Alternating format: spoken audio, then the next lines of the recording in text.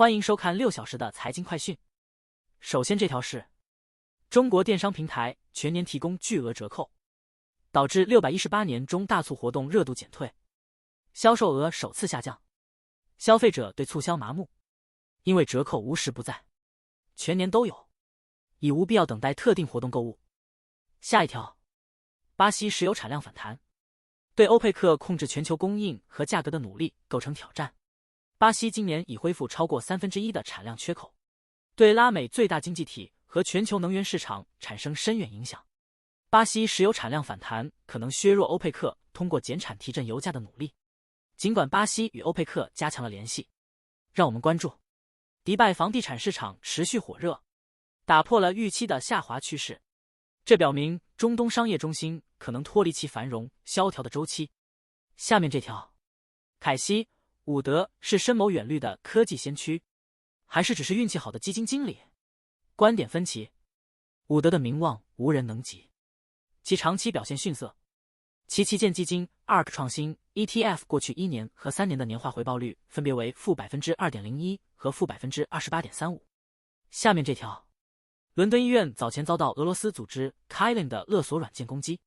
调查可能需要数周才能完成。据报道，患者记录已遭数据泄露，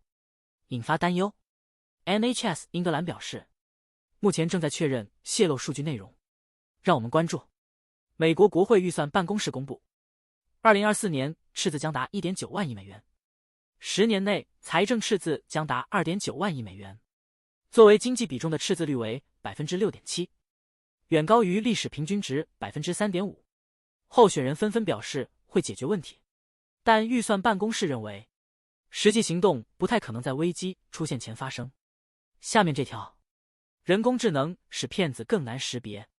诈骗者现在可以进行自然对话并创建伪造身份，使传统诈骗识别技术失效。目前诈骗金额已创下纪录，最后一道防线仍是个人警惕性，例如不共享个人信息，使用可提供保护的信用卡支付等。下一条，夏季旅行热潮来袭，超过一半的成年旅客计划增加旅行，欧洲游需求火爆，酒店价格上涨，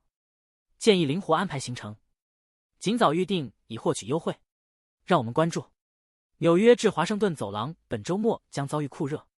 届时电力公司康爱迪生已降低皇后区的电压，并要求居民减少用电量。接下来 Ranpak Holdings 获益于亚马逊在北美配送包装中移植填充替代塑料气垫，将大幅减少塑料包装，促进可持续发展。下面这条，阿根廷牛肉消费量暴跌近 16%， 受3重通胀和衰退影响，牛肉曾是阿根廷社会文化中不可或缺的一部分，但近年来人们购买力大幅下降，转向猪肉、鸡肉和意大利面等更便宜的食物。农民和牧场主对此感到担忧。让我们关注6月份以来，全球企业债券利差扩大，扭转了去年年底以来的走势。高盛认为，尽管目前企业债券的吸引力略低于美国国债，但利差不太可能大幅扩大，企业债券仍有收紧的潜力。接下来这条，印度和孟加拉国签署协议，加强海上安全、空间探索和电信领域的合作，以促进区域合作和对抗中国影响力。孟加拉国总理哈希纳访印，加入印度洋太平洋倡议，两国还扩大河水共享和能源合作，并解决水域共享和非法移民等问题。下一条，加州民主党人同意推迟对约 42.6 万名医护人员的最低工资上调，以平衡该州预算。该协议必须经州立法机构批准，将把这一上调推迟到10月15日，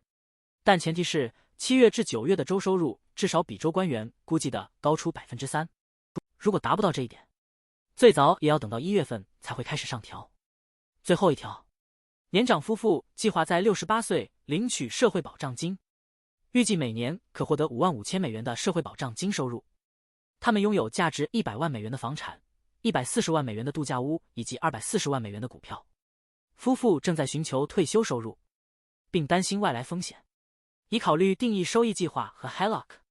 以上是过去6小时的财经快讯，我们6小时后见。